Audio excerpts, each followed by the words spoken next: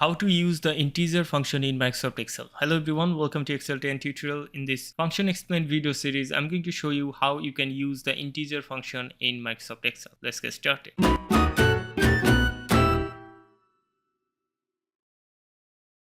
In this tutorial, we are going to talk about integer function. The best way to learn a function is to apply it, and here we are going to apply the integer function, and while I am using the integer function, I will explain the parameters and why it is important. And there are some similar function in Excel like round down and truncate, and I'm going to explain why integer function is different than round down and truncate. Okay, so let's write the function here. I'm going to write here equal to and then int, and here is our integer function. Int rounds a number down to the nearest integer. Okay, so if I double click here, integer function has only one parameter, which is number. Okay, so I'm going to select the cell where I have a number and close parenthesis and press enter.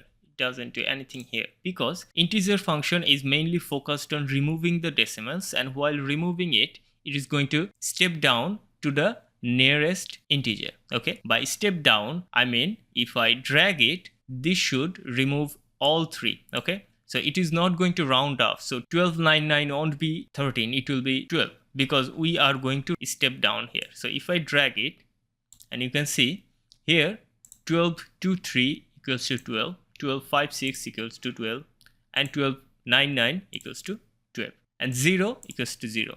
Now here it is the difference. Okay, here it doesn't go towards 0. Okay, 12.23 is the bigger number than minus 13. Okay, so it has gone to minus 13. Okay, usually the difference between round down and trunc function with the integer function, the round down function focuses towards the 0.